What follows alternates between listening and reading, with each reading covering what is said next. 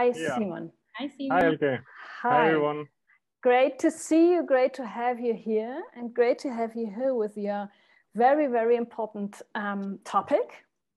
So, for not running out of time, the stage is yours. Okay, thank you.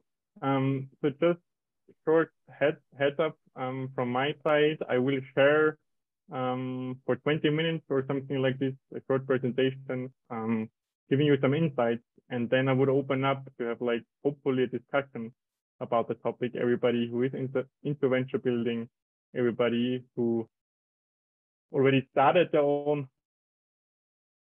venture ones, or also like in corporate venture building. I think it would be like an interesting topic, and I would also like to hear your thoughts about the things I'm presenting today.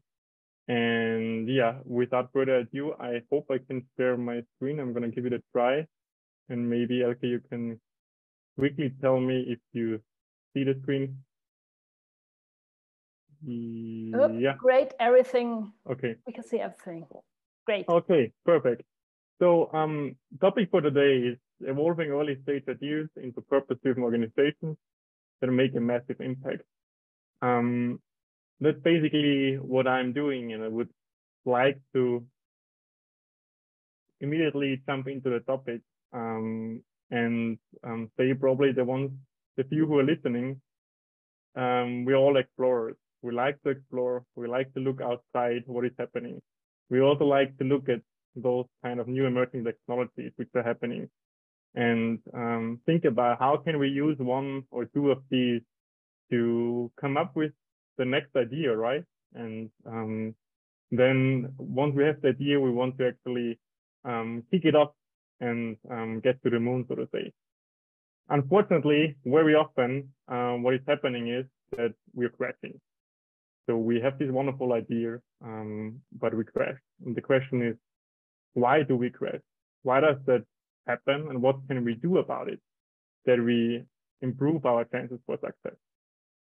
And that's actually the main topic of today. But let's look what are some of the key reasons. So first of all, unfortunately, we tend to be very focused on conceptualizing something, writing things on paper, having like the perfect plan. The reality is, however, that all of these things, all of the written down ideas, concepts, they're all hypotheses, they're all assumptions. And as Steve Blank so famously said, no business plan survives first contact with customers. So to summarize, we're spending a lot of time writing down things, conceptualizing, and not realizing that everything we have on our head is basically an assumption which needs to be tested. Second reason why we so often crash is we are executing the lean startup circle wrongly. Most of you probably know the famous build, measure, learn circle. It's about thinking lean, acting lean, not spending a lot of resources and money while we're building something. The reality, however, is different. If we talk to startups or corporations, everybody says they're doing lean, but if we look closer, they're taking months to build something. They're taking a month to get like some insights, to measure something. They're taking a month to learn something. Some corporate innovation programs even have like, or most of them even have like 3 months for exploration, 3 months for evaluation. This is the opposite of lean. This is basically just using the lean name, but not executing it properly. What we want to do is we want to get away from 1 or 2 learning circles per year to 52 learning circles per year. We want to learn every week. And with this kind of learning, we then increase our chances for success. The third and last point, what we're doing is we're taking wrong steps and the wrong sequence of execution. What do I mean by that? These are just like 3 main examples, which we see very often, is that we are focused on product development and forget about customer development. So we're very product focused. We're spending time to build the perfect product, especially technological products. And we are not thinking about developing our customer. What we actually should do, we should first develop our customer, discover our customer, and then move to product development. Secondly, we focus on growth before we even have like a product market fit. Everything is about growth today. So we want to get like the next 1,000 users. We are happy if we're going to have like the next 1,000 people who bought something from our business. However, this is not the right way to move forward. We first should achieve product market fit and then focus on growth. And last but not least, we focus on scarcity and not on abundance. What do I mean by that? The traditional thinking was very scarcity based. We need to own all the resources. We need to own the machinery. We need to own our employees. Only the employees which we employ are our resources. And we also need to own our digital products or services. The reality is, however, we can access now 5 billion people over the internet. Why are we not using that? We can access, like Airbnb shows us, for example, physical assets. We could use that. So these are like the main reasons. So let's summarize again. We are having like a business plan very much focused on writing things down. We are not aware that all of these things are hypotheses.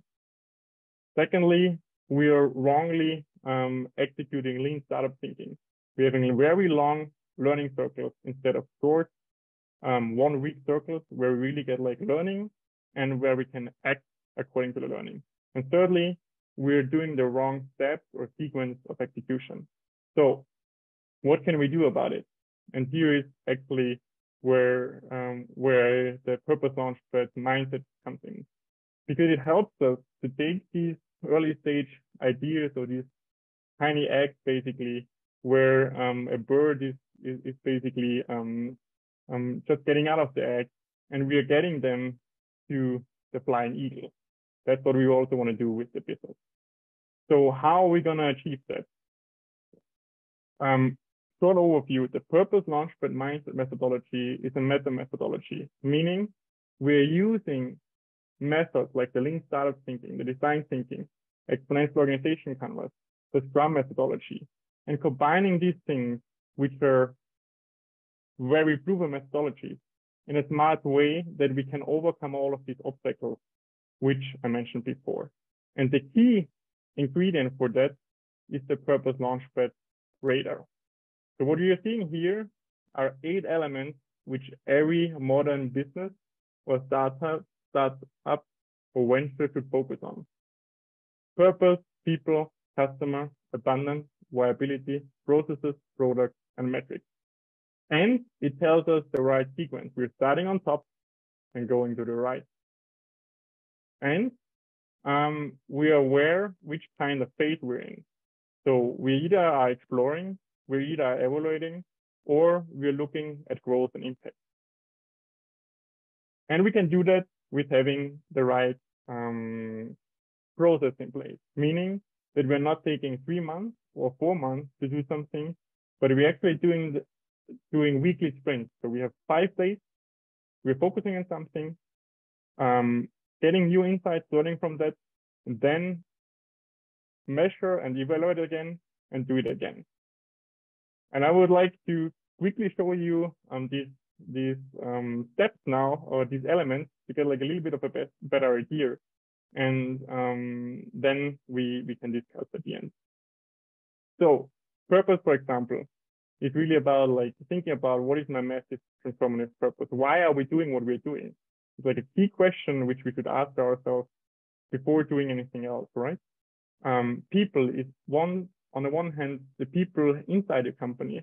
On the other hand, also, how can we connect with communities around our purpose? How can we access those 5 billion people who are outside of our company and who we can connect over the internet nowadays?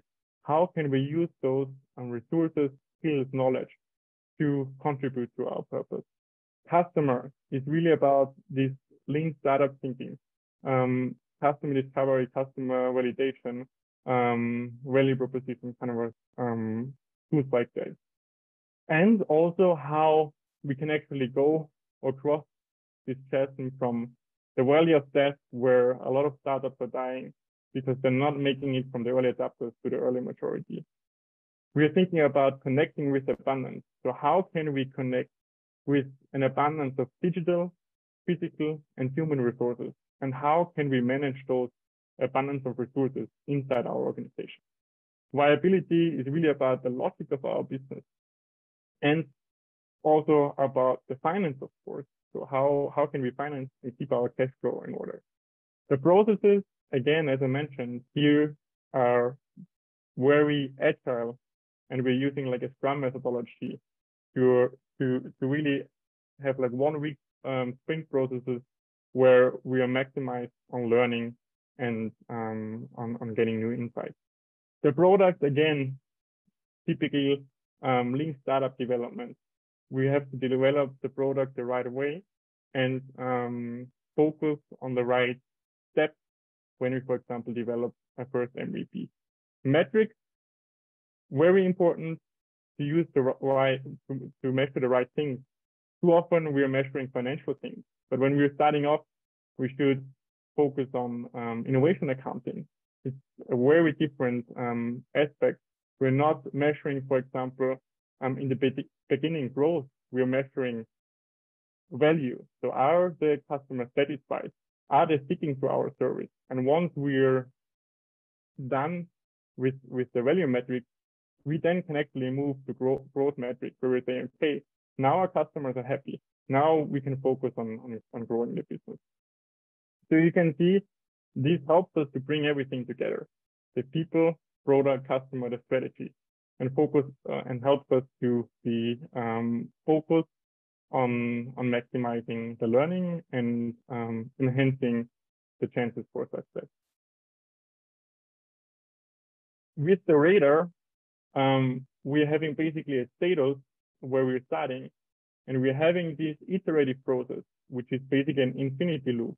And we're trying to get from this starting point where we're having very low development of the elements to this kind of eagle reference, where we are a very established, well-going business.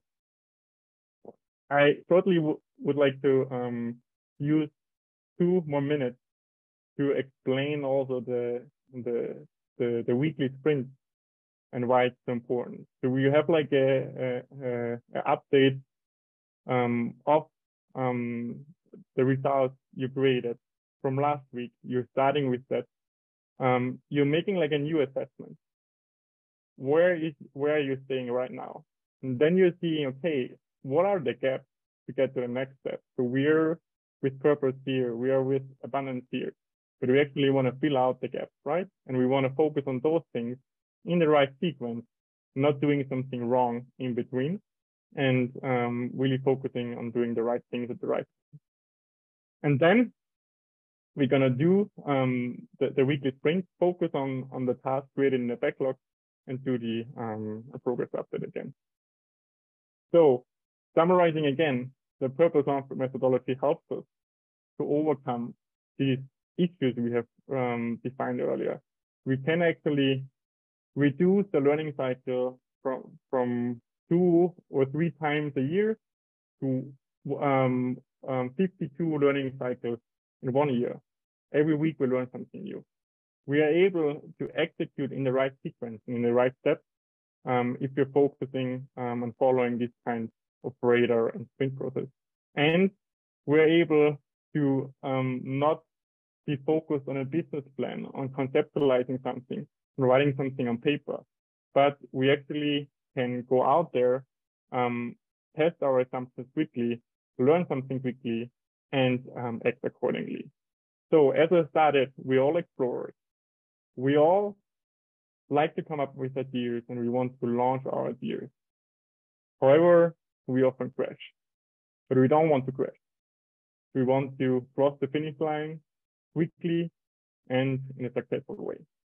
And this is exactly what we can do with the purpose answered mindset. I hope it was insightful. And if you have any questions, I would like to have like a small discussion, but I see like maybe you have some questions. Otherwise, if if there's any other questions, you can happily connect with me over LinkedIn and reach out to me via my email. But that being said, Elke, thanks a lot. And if you have any questions, let me know. Yes, of course. So maybe you switch on. Thank you very much. That was what I wanted to say. And thank you very much for your wonderful, clear, and professional presentation. Wow, great. There was one technical problem because the summarizing slides had been black. So maybe we put them at the end, the slices, the two slices, so that when somebody will join it via YouTube, they can see it. Okay. Yes, I have a lot of questions, if you don't mind. Yeah, please. Yeah, no. So the first is, where are you located?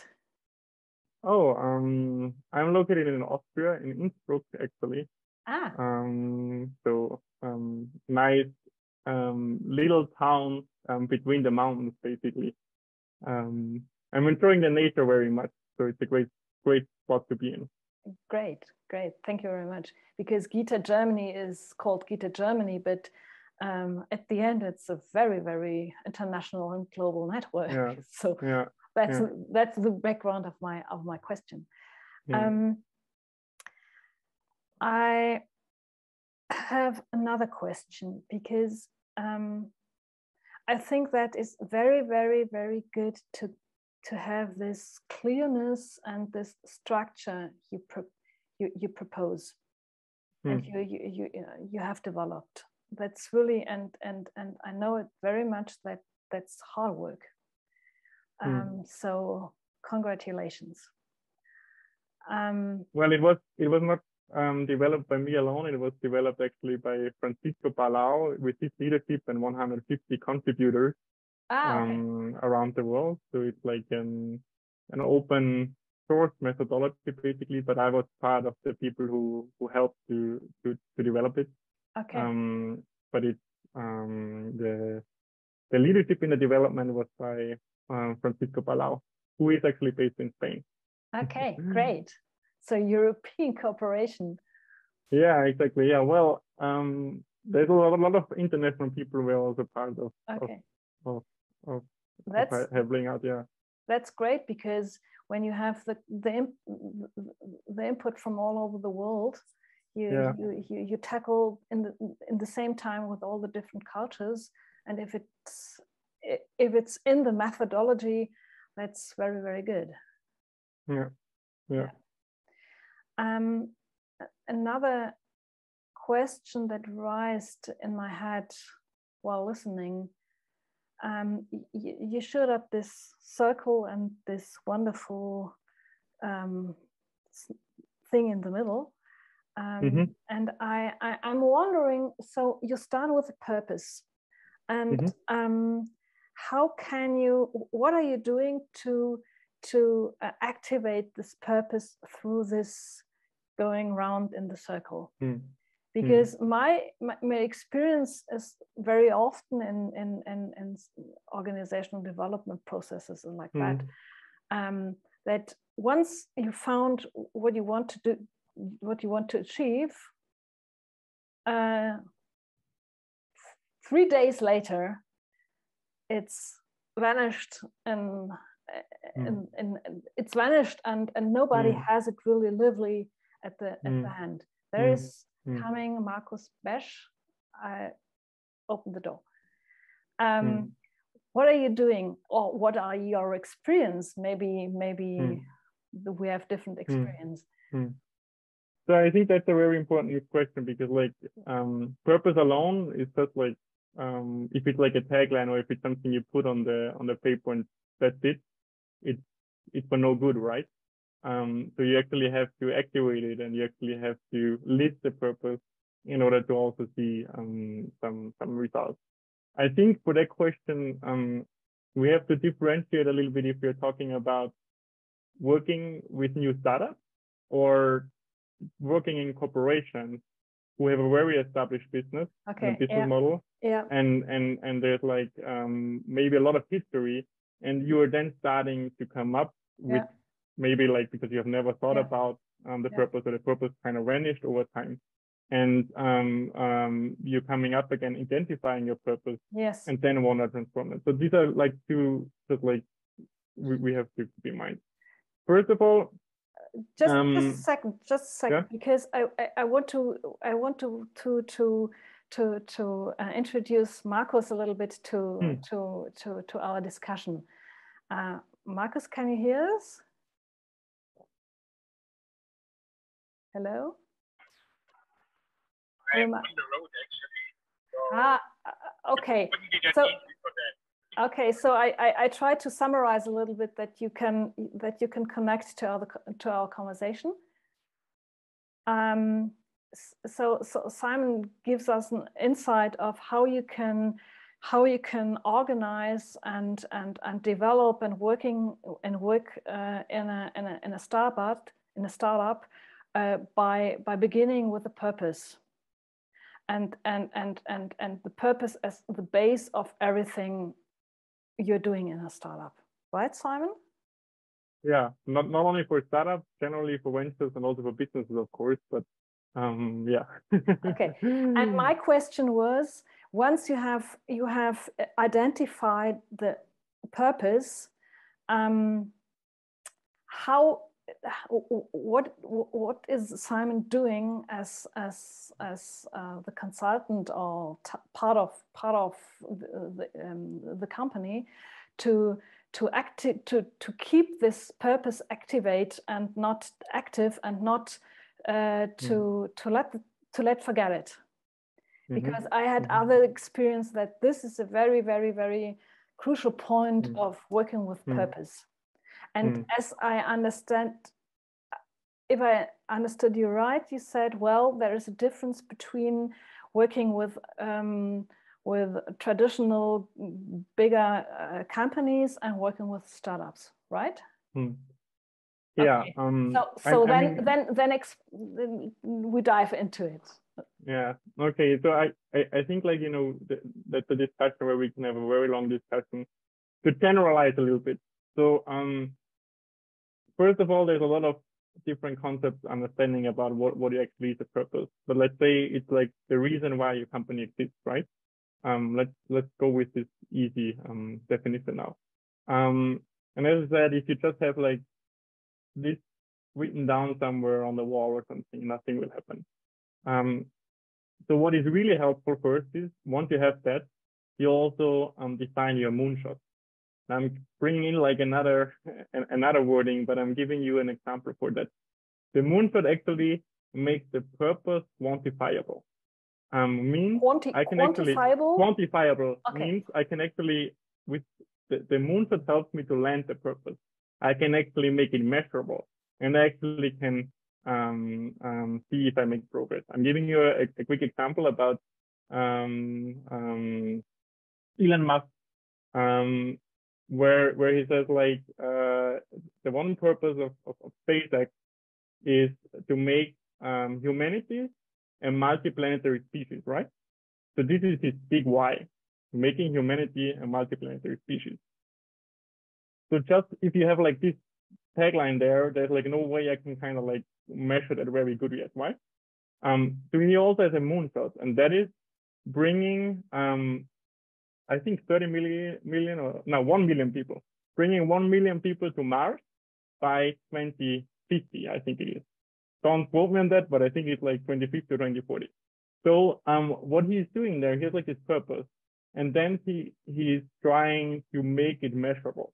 So he has like a multiplanetary, humanity is a multiplanetary species, and how he's going to achieve that, he's bringing 1 million people to Mars by 2050. So if I'm having this statement, as a next step, I can say, okay, let's, for example, introduce OKRs if I'm an organization and align our objectives and key results with this higher moonshot statement, right? So I actually can bring this higher level purpose into a moonshot and then break it down to objectives and key results, which you can use in departments or even like in teams, and align every activity, what we're doing helps us somehow to get there, right? So that's like very high level view on this now, but that's I think like one way to at least align the activities. The second thing is purpose is always connected to some values.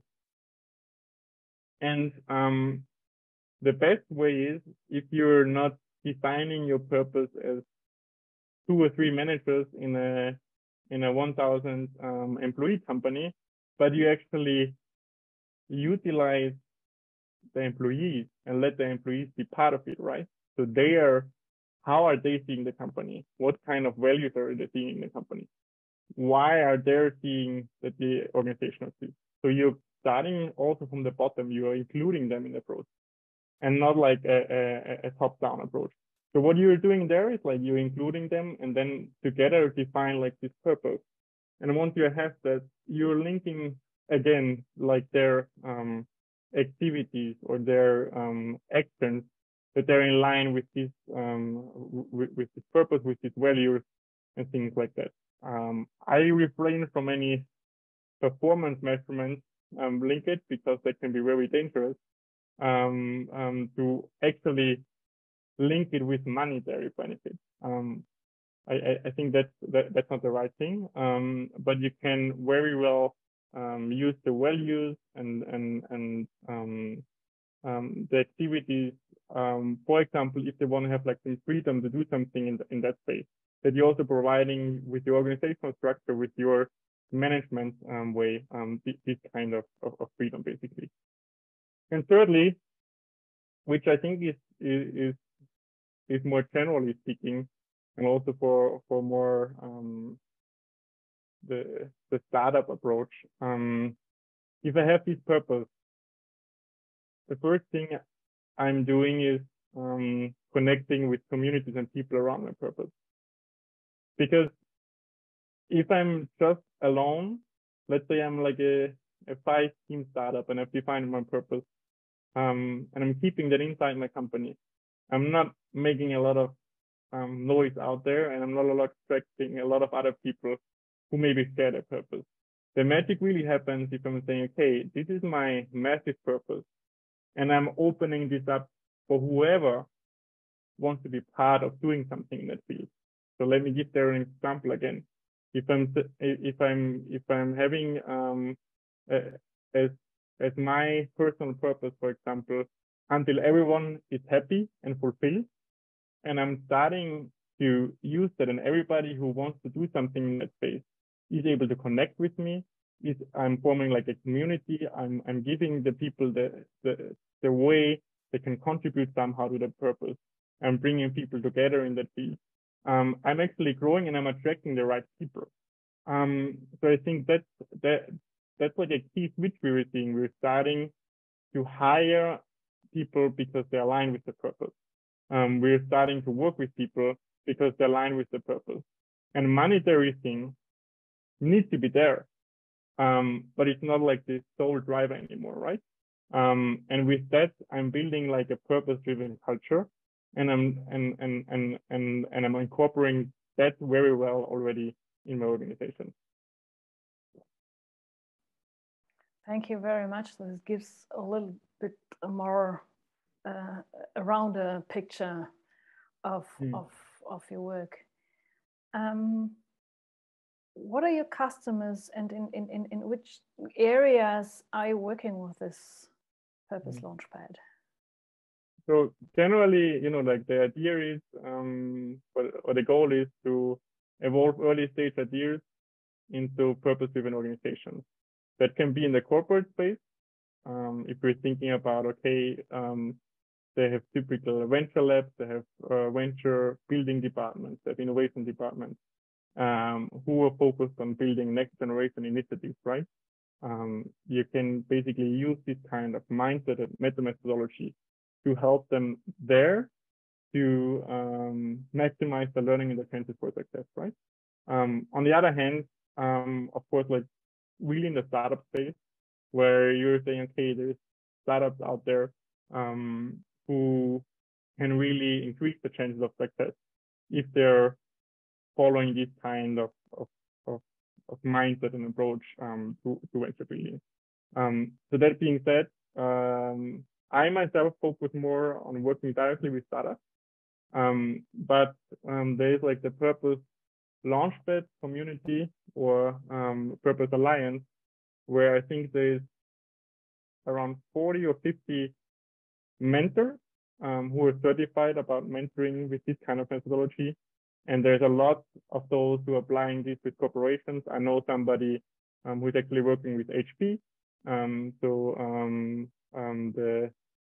The very well-known computer and laptop manufacturer and hardware manufacturer who are using that for actually developing next generation initiatives. There's a lot of them working also together with startups, with incubators, with accelerators, and so it's like a very, it's not focused to an industry or something, right? It's applicable as soon as you're having like an idea and you want to make that idea successful. Sounds good. Yeah. Yeah. But yeah, my like maybe to add here, like I'm working with here in the Austrian and German speaking area with some startups. But most of my clients at the moment are actually not in Germany or Austria, but actually overseas. Having some clients in Latin America, in the US, also South Africa. Because unfortunately, I think the mindset there is just a little bit more open to new things, and they're already a little bit more,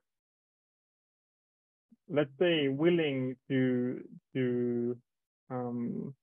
use new ways of building ventures than the German-speaking area. The German-speaking area, we're having a lot of traditional mindset still, which is for a lot of things good, but also is holding us back, in my personal opinion, for several things, because we're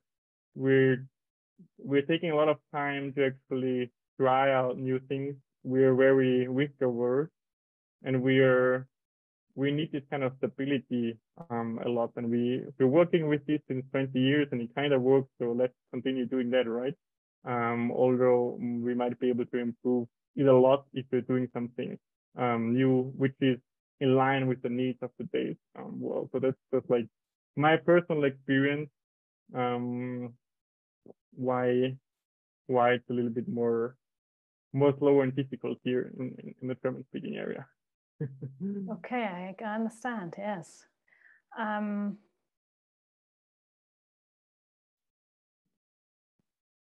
I have the idea that maybe that might change, because there is so much development around all of us, from pandemic and things like that, from the daily life to the global scale.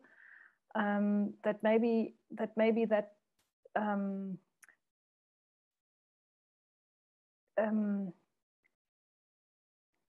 okay, no, it's a hard day today. What I mean is that this led to the openness to experiment other approaches. So because it seems to be very clear that we are in crisis, and we are fundamentally in crisis, and what can we do in crisis? Trying to do the things in another way, with other tools and other perspectives, and maybe that will change very quickly. What do you think? No, I mean, I totally agree with you, Elke, on that point. I think we're already realizing a lot of this change at the moment, right? Like we saw a lot of change in the last year, and I'm seeing a lot of progress there too. Still, I think there's a long way to go. I think, especially if you're looking at these emerging technologies, if it's artificial intelligence, if it's blockchain, if it's nanotechnology, if it's medtech, if it's drones, if it's autonomous cars, if it's, you can name them, right? They're accelerating so fast, and I think like a lot of the people don't realize how fast it is actually going and what kind of impact they will have. And I think that is the one thing which I always find a little bit astonishing. We're not daring enough to say, hey, let's stop being reactive and let's actually see, okay, let's scribble this picture of the future. Like, where will we be in 10 years? And if you're starting the question with this, it's kind of funny. If you talk to any manager or any entrepreneur and you say, okay, let's brainstorm for 20 minutes. How will the world in 2030 look like? You're coming up with this picture, and everybody there, luckily, or where I'm very happy about it, is like drawing basically a very futuristic picture, right? And then when you ask them, okay, what are you doing now that you're actually getting there in 10 years? Then you're seeing a huge gap, right? Like, what actions are we taking right now that will guarantee us that in 10 years or in 5 years, we are there where we should be? And there's like a huge gap in these kind of actions we're not taking. Because I think, again, on the one hand, of course, there's a lot of operational things going on, but on the other hand, we're a little bit scared to take this step because there's no guideline we can follow, right? It's like getting out there and we have to explore and we have to do it ourselves. We have to be the innovators ourselves, and we have to start doing things where we don't have any experience or any knowledge about.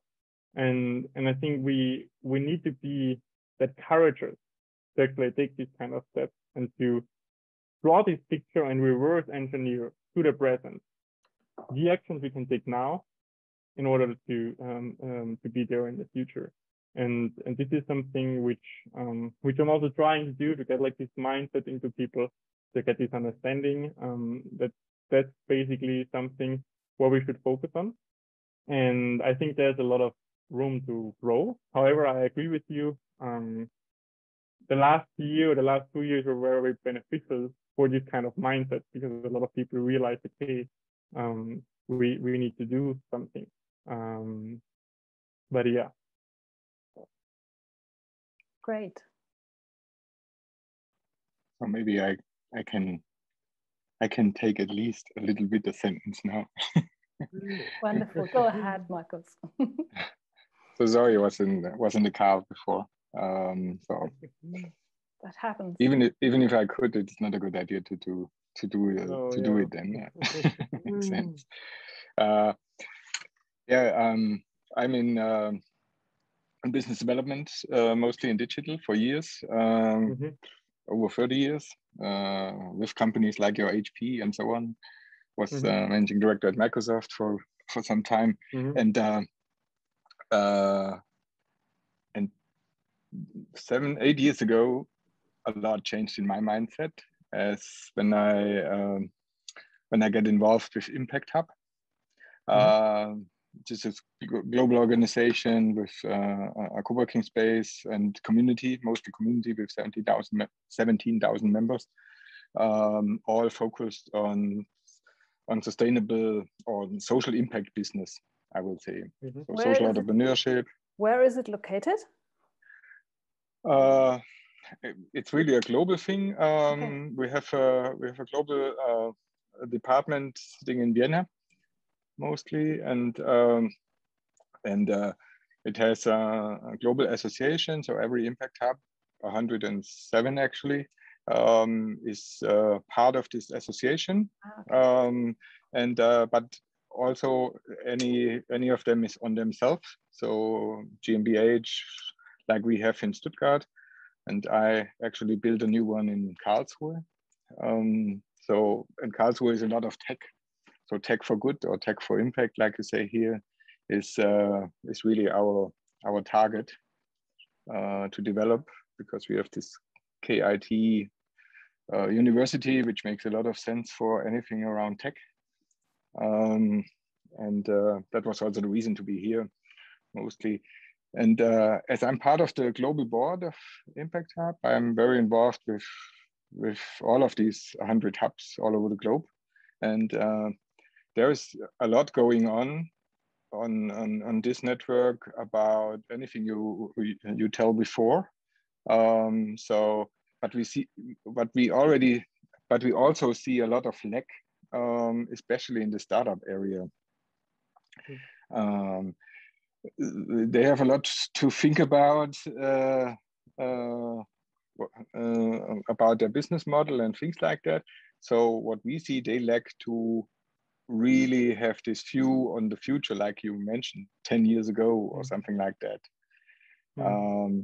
And sometimes it would be very good that they have it, because then they had a better understanding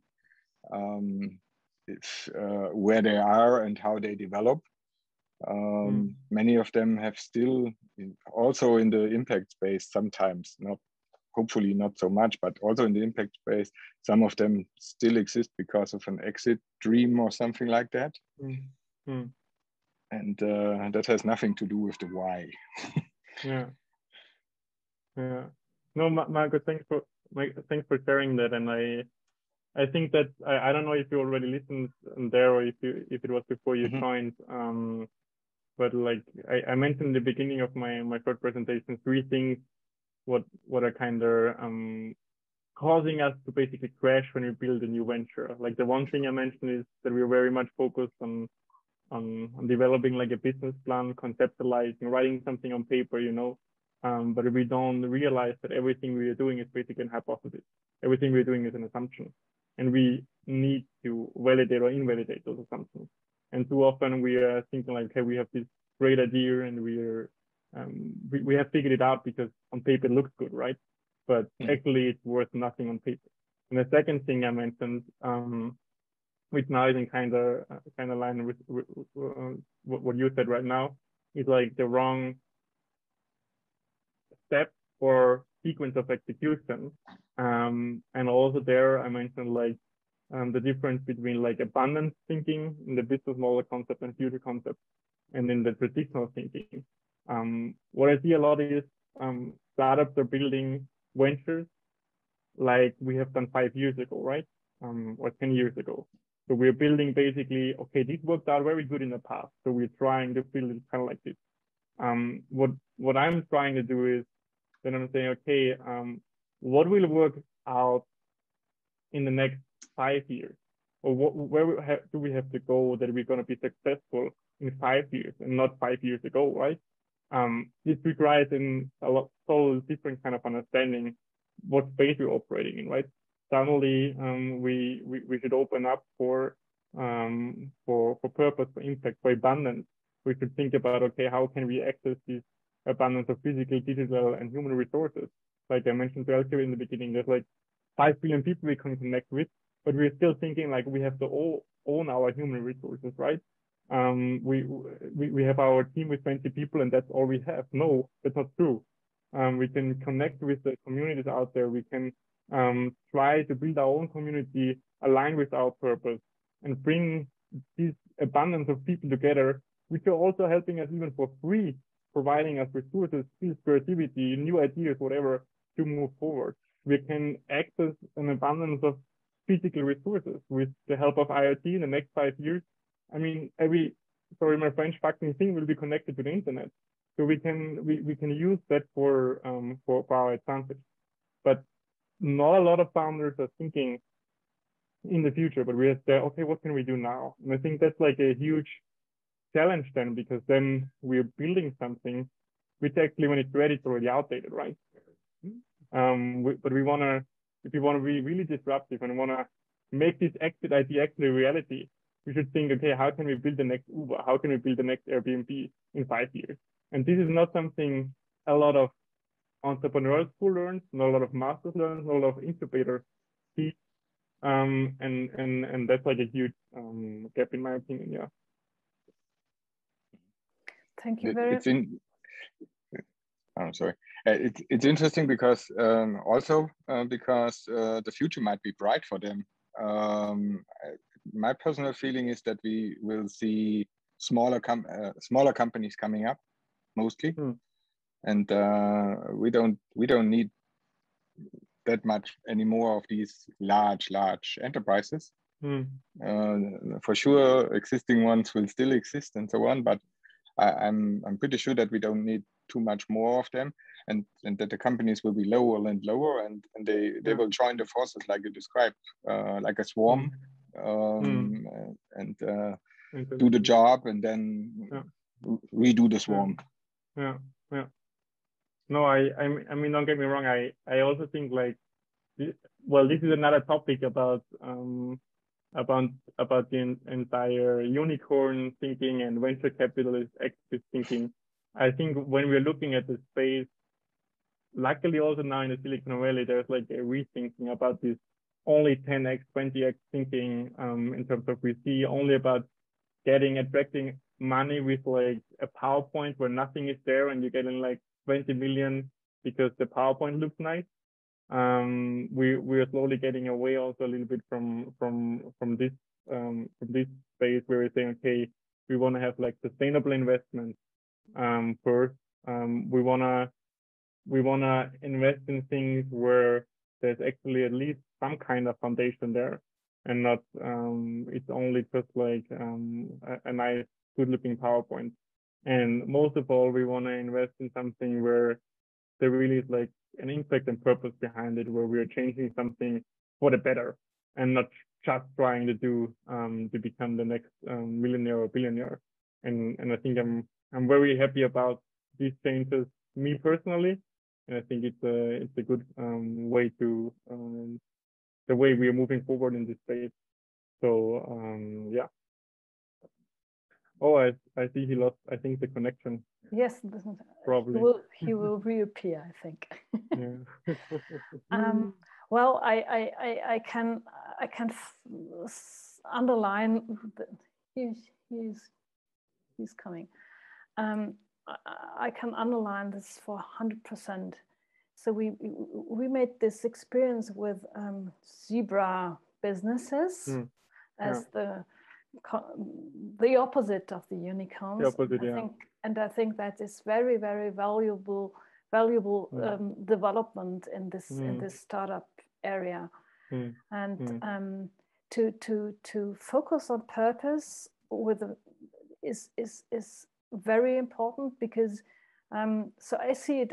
I'm an organizational developer, and I have developed my own methodology. Therefore, I know what hard work it is, and I'm a business mediator. And the last 10 years, so here located in Berlin, I have a lot of mediations from founders, and it's typically 2 years after founding, and they are successful.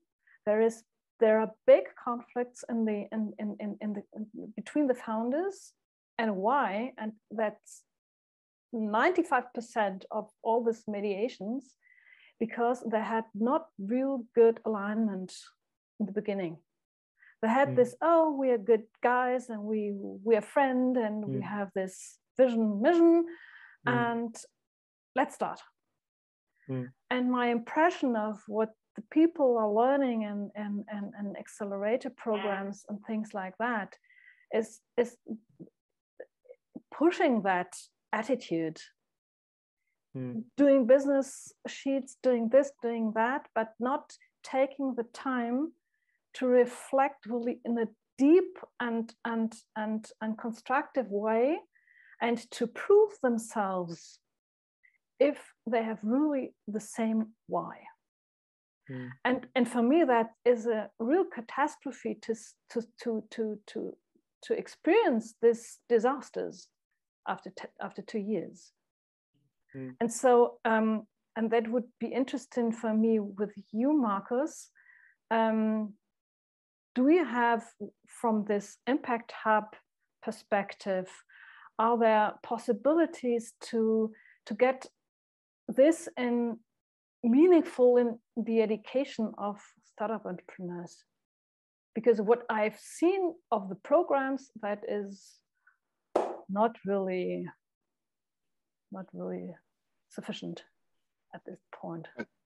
That might be the difference between classical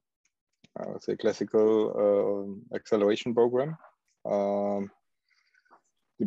Depends on from where it is, but if you see an acceleration program which is done from a social entrepreneurship perspective and from an impact perspective, they for sure have some major different steps. They have some close by, but I think at least a third of the things we see is different. Like small things like you have to answer the question, what is your venture doing for the people, the planet, and how do you go with the profits? Nobody asks you in any of these accelerator programs everywhere something like that. Yeah. And yeah, maybe it would be a good idea. Yeah. Makes sense. Influence some of this. Yes. Yeah, I mean that's also why Elke, I mean I kind of like that we're now coming to the purpose topic, because that's also why in the purpose launch methodology, the purpose is first, and that's the foundation. And it's not only about having like a nice sounding tagline or something, right? It's also about like going deeper, getting to know your team. Then in the next step, when we talk about people, getting to know like the personality of people and seeing how you align with the purpose. Are you actually striving? Is it something you share to strive? Is it something you would be willing to work for like 2 years for free or something like this? Or like I'm exaggerating now, but is it something which you're really deeply passionate about and deeply caring about? Or is it like, I want to have like a nice tagline because I know it works on marketing, right? Yes. and there's like a huge difference between the two things. Yes. And unfortunately, we're seeing still a lot of purpose washing in the world. I mean, now some companies realize it's nice to have something like this because you attract some more customers or whatever. So you're coming up with a nice tagline, some nice graphics or whatever to support that message. But if you're actually looking under the hood, there's nothing really listed, there's nothing really done. And I think that like you said, especially as a startup, the problems then arise in 1 or 2 years, and the problem there is then also it's becoming very costly. Then founders split up, and this is like really something you actually could avoid if you're starting correctly, right? If you're doing the right steps in line. So my first startup, I found that it would have been like a tech sharing company, and I completely failed with it. It was like 7 years ago, and I did all the things wrong.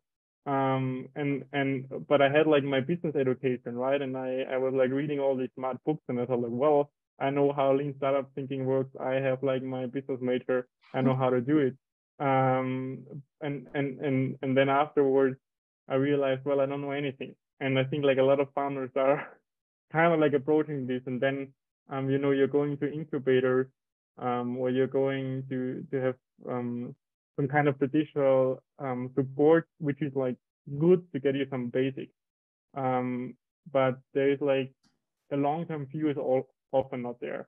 You have like a 10-month program, right? Or something that's a 2-month program, and you like to scramble as much as possible in there. And after the 2 months, what's then?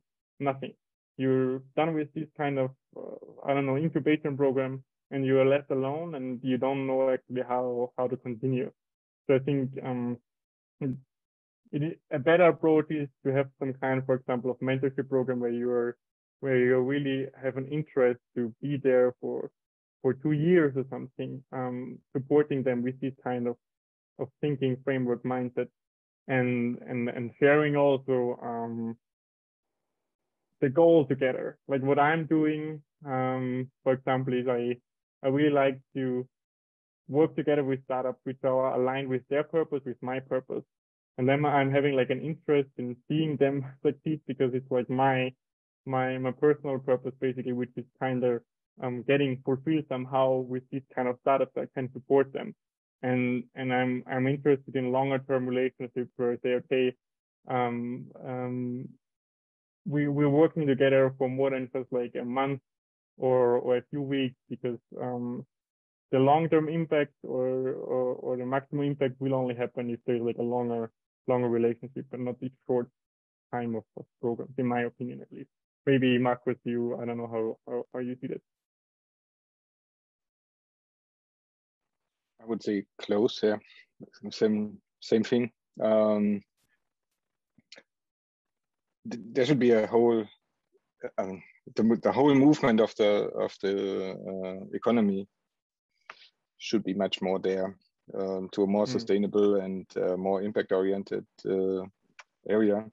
So we are trying to do it a little bit, that we try to help them to align with the SDGs, social development goals, as this is a lightweight thing. Nearly anybody finds 1, 2, 3 things where they can address some forces what they have, and that helps a little bit to develop the whole mindset more in a sustainable direction.